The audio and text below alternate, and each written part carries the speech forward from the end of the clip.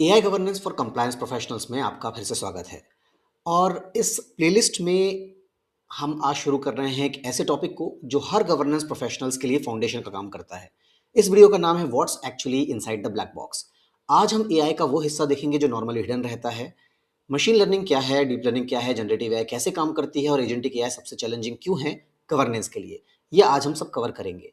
और सबसे इंपॉर्टेंट बात, हम इस चीज़ को समझेंगे एक कंप्लायंस प्रोफेशनल की नज़र से, not as a data scientist, not as a coder, but someone who has the responsibility to govern these systems. So let's start. सबसे पहले मैं एक एग्जांपल से शुरू करूंगा। तो 2023 की बात है। न्यूयॉर्क में एक लॉयर थे, स्टीवन शॉर्ट्स। उनका 30 साल का एक्सपीरियंस था और वो एक काफ़ी सीनियर एडवोकेट थे। तो उन्होंने एक लीगल ब्रीफ रिसर्च करने के लिए चैट जीपीटी का यूज़ किया। चैट जीपीटी ने उनको 6 साइटेशंस दिए, काफ़ी अच्छी फॉर्मेटिंग में, कोर्ट के सारे नाम, जजेस, लीगल होल्डिंग्स, सब कुछ बिल्कुल प्रोफेशनल की तरह उन्होंने दिया, एकदम टोटली कॉन्फिडेंट तरीके से। लेकिन जो भी उन्होंने साइटेशन चैट जीपीटी ने उनको दिए वो सारे फैब्रिकेटेड थे। वो केसेस कभी एग्जिस्ट ही नहीं करते थे। तो जब अपोजिंग काउंसिल ने पॉइंट आउट किया कि भाई ये केसेस तो रियल नहीं है, तो श्वार्ट्स ने क्या किया, खुद से वेरीफाई करने के बजाय उन्होंने चैट जीपीटी से ही पूछ लिया कि हे यार, आर दीज रियल केसेस। तो चैट जीपीटी ने कंफर्म कर दिया कि हाँ, all these are real cases. तो श्वार्ट्स ने वो फेक ओपिनियंस को ही फेडरल कोर्ट में सबमिट कर दिया और जून 2023 में जो जज साहब थे उन्होंने उन पर $5,000 का सैंक्शन लगाया। अब बात यह है कि सिर्फ ये एक अकेले लॉयर की स्टोरी नहीं है। 2025 तक 500 से ज़्यादा ऐसे इंसिडेंट्स डॉक्यूमेंट हो चुके हैं कोर्ट्स में। तो एक कैलिफोर्निया के अटॉर्नी पर $10,000 का भी फाइन लगा, क्योंकि उनकी ब्रीफ में 23 में से 21 साइटेशंस जो थे वो एआई फैब्रिकेटेड थे। तो यहाँ पर जो बात सबसे सोची जानी चाहिए वो ये है कि एआई ने कोई गलती नहीं की है। उसने एग्जैक्टली वही किया जो करने के लिए उसको डिज़ाइन किया गया है। उसका काम तो भाई एक अगले वर्ड को प्रेडिक्ट करना था। उसको सच और झूठ का कोई कंसेप्ट नहीं है। वो सिर्फ ये जानता है कि सुनने में क्या सही लगता है, I mean what sounds right, right. तो यही वो डिस्टिंक्शन है, sounding right versus actually being right. तो आज इस पूरे वीडियो की फाउंडेशन यही है। तो सवाल ये है कि ये सब सिर्फ एक आइसोलेटेड इंसिडेंट है कि एक बहुत बड़ी प्रॉब्लम है, राइट। अगर हम मैकेंजी का 2025 का सर्वे देखें तो उसमें कहा गया है कि 88% ऑर्गेनाइजेशंस हैं कम से कम अपने एक बिजनेस फंक्शन में एआई का रेगुलरली यूज कर रही हैं, यानी almost every other organization is using it, right.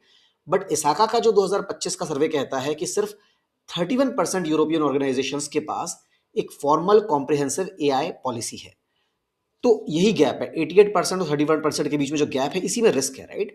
तो ऑर्गेनाइजेशंस एआई को डिप्लॉय तो कर रही हैं लेकिन गवर्न नहीं कर पा रही हैं। और एआई इंसिडेंट डेटाबेस ने 2024 में 233 एआई रिलेटेड इंसिडेंट्स को रिकॉर्ड किए, जो कि पिछले साल से 56% ज्यादा थे। तो ऊपर से आप यह जानते हैं कि जो ईयू एआई एक्ट की जो डेडलाइन है वो पास आती जा रही है। वो अगस्त में बेसिकली इन्फोर्स हो गई थी, लेकिन अगस्त 2024 में, लेकिन अगस्त 2026 में हाई रिस्क एआई के लिए पूरी तरह से मैंडेटरी हो जाएगी, राइट। तो जो कॉन्फॉर्मिटी असेसमेंट्स हैं, क्वालिटी मैनेजमेंट सिस्टम्स है, ह्यूमन ओवरसाइट है, अब ये सब कंपलसरी होगा। जैसे अगर आप हायरिंग में यूज़ कर रहे हैं, क्रेडिट डिसीजंस में लेने में यूज़ कर रहे हैं, हेल्थ केयर में यूज़ कर रहे हैं, तो ये सारे के सारे हाई रिस्क यूज़ केसेस हैं। और ये जो एक्ट है वो आपके ऊपर मैंडेटरी हो जाएगा इसी साल के अगस्त से। तो अगर आपको एआई गवर्नेंस की रिस्पॉन्सिबिलिटी दी गई है और अगर आप ये वीडियो देख रहे हैं, तो आपको अभी आपके पास टाइम काफ़ी कम है और आपको काफ़ी सारा ग्राउंड कवर करना है। तो यही रीज़न है कि आज हम फाउंडेशन से इस प्लेलिस्ट को शुरू करेंगे, राइट। नाउ इस वीडियो को देखने से पहले मैं आपसे एक ऑनेस्ट बात करना चाहता हूँ कि देखो, ये वीडियो दो तरह के लिए, जैसे हमने पिछले लेक्चर में भी कवर किया। या तो आप एक्सीडेंटल एआई गवर्नमेंट लीड हैं, जैसे कि आप फॉर एग्जांपल कंप्लायंस मैनेजर रहे हैं, प्राइवेसी मैनेजर रहे हैं, रिस्क मैनेजर रहे हैं, और किसी दिन आपके बॉस ने आपसे कहा कि आज से आपको एआई गवर्नेंस भी देखना है। तो ये रिस्पॉन्सिबिलिटी आपकी एग्जिस्टिंग ड्यूटीज के ऊपर आई हुई है, और आपके पास हो सकता है कोई ट्रेनिंग ना हो, इसकी हैंडबुक भी ज़्यादा नेट पे अवेलेबल नहीं है। आपको एक रिस्पॉन्सिबिलिटी है जो आपको निभानी है। अगर आपका कोर पेन पॉइंट ये है कि I don't know where to start, right, तो ये वीडियो स्पेसिफिकली आपके लिए है। और अगर आपका दूसरी प्रोफाइल है जो कि स्ट्रेटेजिक एआई रिस्क डायरेक्टर की है, जो आप पहले से ही एआई गवर्नेंस बिल्ड कर रहे हैं, तो उसके लिए भी आपको जो ऑपरेटिंग मॉडल डिजाइन करना है, बोर्ड को कम्युनिकेट करना है, गवर्नेंस स्ट्रक्चर खड़ी करनी है, और टेक्निकल टीम्स भी डिजाइन करनी है और उनके साथ कम्युनिकेट करना है, राइट। तो दोनों का गोल सेम है, to have a solid technical foundation. तो चाहे आप इसे टेक्निकल लेवल पे काम करें या स्ट्रेटेजिक लेवल पे, अगर आप ये नहीं समझते कि एआई एक्चुअली कैसे काम करती है, और ना ही आप सही सवाल पूछ पा रहे हैं, ना सही डिसीजन ले पा रहे हैं, तो ये वीडियो आपके लिए काफ़ी सहायक साबित होनी चाहिए, because this is a foundation video. Now सबसे पहले हम असली चीज़ पे आते हैं, ट्रेडिशनल सॉफ्टवेयर बनाम machine learning, I mean what actually changed. तो मैं आपको एक एक तरीके से एनालॉजी के माध्यम से इसको समझाना चाहता हूँ। जैसे ट्रेडिशनल सॉफ्टवेयर, जस्ट इमेजिन कि एक कंप्लायंस मैनुअल है और उस कंप्लायंस मैनुअल में 500 रूल हैं। हर रूल का एक नंबर है, राइट? तो अगर रूल नंबर 347 कहता है कि अगर कोई ट्रांज़ैक्शन $10,000 से ऊपर का है और अगर कंट्री सैंक्शन्ड लिस्ट की में है तो उसको फ्लैग करो, राइट? ये जो रूल है वो एक तरीके से बहुत क्लियर रूल है, ऑडिटेबल है, डिटर्मिनिस्टिक है। तो जब भी कोई रेगुलेटर आपसे पूछेगा कि भाई ट्रांजैक्शन फ्लैग क्यों हुई, तो आप बता सकते हो कि रूल नंबर 347 के अनुसार ये ट्रांजैक्शन $10,000 से ऊपर थी, और जो भी इस रूल्स के अंतर्गत चीजें आती हैं वो आप उन्हें खोल के बता सकते हो। तो ये बिल्कुल ब्लैक एंड व्हाइट है, जब भी इनपुट सेम रहेगा आउटपुट हमेशा सेम रहेगा। ये होता है ट्रेडिशनल सॉफ्टवेयर में, राइट? लेकिन मशीन लर्निंग में आप इमेजिन कीजिए कि रूल्स लिखने की बजाय अगर आपने उसको सिस्टम को 10 लाख फ्रॉड केसेस जो है दिखा दिए और सिस्टम को कहा कि जाओ जाकर के पैटर्न ढूंढो, और सिस्टम से पैटर्न ढूंढे। अब आपके पास कोई रूल बुक तो नहीं है ना जिसे आप रीड कर सकते हैं, आपके पास है mathematical weights, but of course you can't read mathematical weights as well, right? So and there are like millions of parameters. So जब भी कोई ट्रांजेक्शन फ्लैग फ्लैग होती है तो आप रूल बुक से रूल नंबर पुल नहीं कर पाएंगे। आपको हमेशा मिलेगा एक प्रोबेबिलिटी स्कोर, राइट? कि there is 87% likelihood of being a fraud. तो patterns match the historical fraud data. Now कौन से पैटर्न्स, यहां पर सिस्टम आपको ज्यादा जानकारी नहीं देता है। तो बेसिकली एक न्यूरल नेटवर्क में मिलियन से बिलियंस ऑफ नंबर्स के अक्रॉस कंप्यूटेशंस होती हैं, और यही एक फंडामेंटल शिफ्ट है, राइट? कि ट्रेडिशनल सॉफ्टवेयर एक तरीके से रिटन कॉन्स्टिट्यूशन है, मशीन लर्निंग एक एक्सपीरियंस जज है जो सही डिसीजन दे सकता है लेकिन हमेशा ये एक्सप्लेन नहीं कर सकता कि वो डिसीजन का कारण क्या रहा। और गवर्नेंस के लिए यही एक सबसे बड़ा चैलेंज है, राइट? नाउ अब हम एक टेरेन थोड़ा सा मैप करेंगे कि देखो AI is not one single thing, I mean it's a family of system, right? Her level पर गवर्नेंस की कॉम्प्लेक्सिटी बढ़ती जाती है। तो हम नीचे से ऊपर देखेंगे, सबसे बेस पर है मशीन लर्निंग सिस्टम, राइट? तो मशीन लर्निंग सिस्टम एक लेबल्ड हिस्टोरिकल डेटा के हिसाब से पैटर्न सीखता है, राइट? तो क्रेडिट स्कोरिंग कह लो, फ्रॉड डिटेक्शन कह लो, हायरिंग टूल्स कह लो, ये सब यहाँ पर आते हैं। उसमें गवर्नेंस सिस्टम्स क्या होते हैं हम ऑफ कोर्स बाद में और डिटेल में समझेंगे, बट गवर्नेंस सिस्टम जैसे कि मॉडल ड्रिफ्ट है, ट्रेनिंग डेटा बायस, एक्सप्लेनेबिलिटी। उसके ऊपर आता है डीप लर्निंग, जिसमें हम मल्टी लेयर न्यूरल नेटवर्क्स होते हैं, इमेजेस को रिकॉग्नाइज करना, स्पीच को अंडरस्टैंड करना, डीप लर्निंग का यहाँ काम है। यहाँ ओपेसिटी और डीप हो जाती है। तो बेसिकली ऐसी कैपेबिलिटीज भी इमर्ज होने लगती हैं जिसको इंजीनियर्स ने एक्सप्लिसिटली डिजाइन नहीं किया है। उसके ऊपर बनता है जनरेटिव एआई। जनरेटिव एआई जैसे आपने चैट जीपीटी यूज किया है, क्लॉड, जेमिनाई, ये सिस्टम्स एक नॉवल कंटेंट को क्रिएट करते हैं, और यहाँ पर गवर्नेंस के कंसर्न्स होते हैं, जैसे हेलुसिनेशन है, इंटेलेक्चुअल प्रॉपर्टी रिस्क और प्रॉम्प्ट इंजेक्शन, राइट? उसके ऊपर आता है एजेंटिक एआई। एजेंटिक एआई ये सिस्टम्स है जो सिर्फ रिस्पॉन्ड ही नहीं करते बल्कि प्लान भी कर सकते हैं, ये टूल यूज भी कर सकते हैं, वेब ब्राउज कर सकते हैं, कोड को एग्जीक्यूट कर सकते हैं, और टास्क को भी कंप्लीट कर सकते हैं। आप एक गोल दे दो और agentic AI will figure it out how to accomplish that particular task without any human input, right? तो अकाउंटेबिलिटी के क्वेश्चंस यहाँ पर जेन्युइनली हार्ड हो जाते हैं। जैसे जैसे आप पिरामिड में ऊपर जाते जाते हैं, गवर्नेंस की कॉम्प्लेक्सिटी भी उसी स्केल में बढ़ती जाती है। तो बेसिकली इस पिरामिड को अपने ध्यान में रखिए, क्योंकि हर लेयर की अपनी गवर्नेंस रिक्वायरमेंट है, और जैसे जैसे आप ऊपर जाएंगे governance will become more and more complex, right? तो बेसिकली ये इस वीडियो की अगर कोई एक स्लाइड है तो this is the most important slide. AI doesn't know what's true, it only knows what sounds right, right? AI को नहीं पता कि सच क्या है, उसे सिर्फ ये पता है कि सुनने में क्या सही लगता है। और ये कोई बग नहीं है, आप इसको कोई एक्चुअली कोड से आप फिक्स नहीं कर सकते। I mean this is about architecture. System जो है वो ट्रेंड है मोस्ट प्रोबेबल वर्ड को प्रेडिक्ट करने के लिए, not to verify the facts.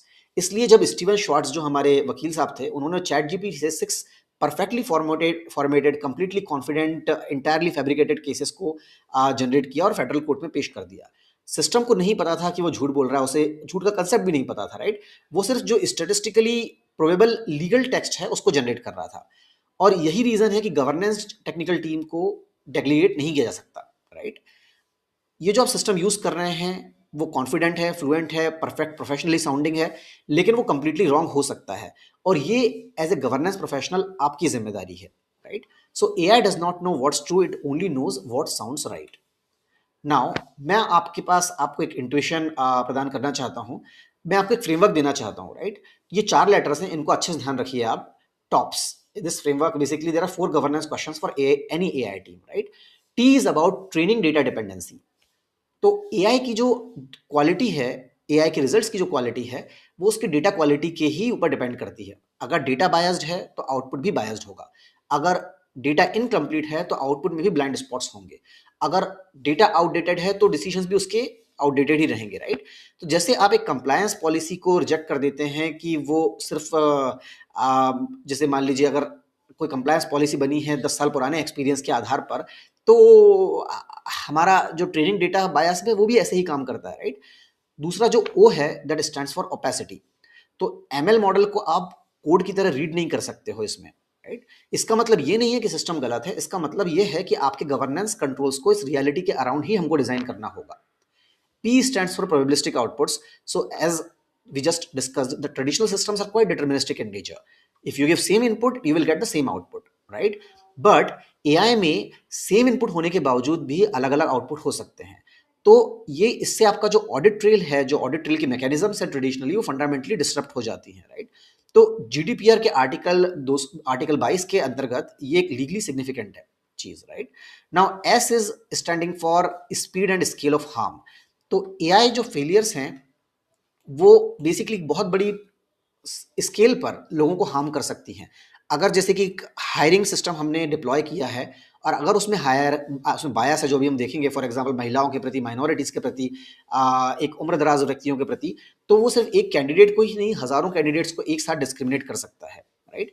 तो टॉप्स इस फ्रेमवर्क की पावर यह है कि ये फ्रेमवर्क किसी भी सिस्टम पर किसी भी स्टेज में वर्क करेगा, चाहे वो प्रोक्योरमेंट में हो, रिस्क असेसमेंट में हो, इंसिडेंट रिस्पॉन्स में हो। हर जगह हमें अगर ये 4 क्वेश्चंस पूछ सकते हैं तो हम इससे अपने सिस्टम के बारे में असेसमेंट ला सकते हैं। अगर हम उदाहरण लें तो चलो एक रियल स्टोरी में हम कवर करेंगे कि 2014 में क्या हुआ था कि अमेजोन के इंजीनियर्स ने एक काफ़ी एम्बिशियस प्रोजेक्ट को शुरू किया। उन्होंने एक मशीन लर्निंग मॉडल लेकर के आए जो कि जॉब कैंडिडेट्स, जो भी जिन कैंडिडेट्स ने एक जॉब के लिए अप्लाई किया है, उसमें 1 स्टार से 5 स्टार तक उसको रेट करे, राइट? तो ऑब्वियसली जो ट्रेनिंग डेटा उनका जो था वो काफ़ी थोड़ा आउटडेटेड टाइप का था और बेसिकली पिछले 10 साल के रिज्यूमे के आधार पर उन्होंने सिस्टम को ट्रेन किया था अक्रॉस मिलियंस ऑफ एप्लीकेशंस। तो मॉडल तो रिमार्केबली काफ़ी अच्छा बन गया पैटर्न मैचिंग में, लेकिन उसने ये सीखा पैटर्न से कि Amazon, what kind of people Amazon hire successfully, right? I mean who are the people who get success in these job interviews. तो यहाँ पर कॉम्प्लिकेशन हुआ। बेसिकली अमेजोन में जनरली टेक फील्ड में हायरिंग में जनरली पुरुष प्रधानता होती है, राइट? महिलाएं थोड़ी कम होती हैं, प्रिडोमिनेंटली मेल होते हैं टेक फील्ड में आज के हिसाब से। तो मॉडल ने वो पैटर्न सीख लिया और उसने शुरू किया कि जिस भी रिज्यूमे में विमेन थी या जिस भी रिज्यूमे में ऐसा था कि हाँ विमेन इस पर्टिकुलर विमेंस यूनिवर्सिटी या विमेंस चेस क्लब से ताल्लुक रखते हैं, जहाँ भी वुमेन का नाम था वहाँ उन्होंने अमेजोन के उस मशीन लर्निंग सिस्टम ने उस रिज्यूमे को पेनलाइज करना शुरू कर दिया, राइट? तो इंजीनियर्स ने ये चीज़ कोई इंटेंशनली डिज़ाइन नहीं थी, उनका ऐसा कोई मकसद नहीं था कि हम विमेन को डिस्क्रिमिनेट करें, लेकिन मॉडल ने जो पैटर्न सीखा, जिसे उसने अपनाया, जिसे उसने रेप्लिकेट किया, वो एक तरीके से सिस्टमेटिकली डिस्क्रिमिनेट करने लग गया था विमेन के प्रति।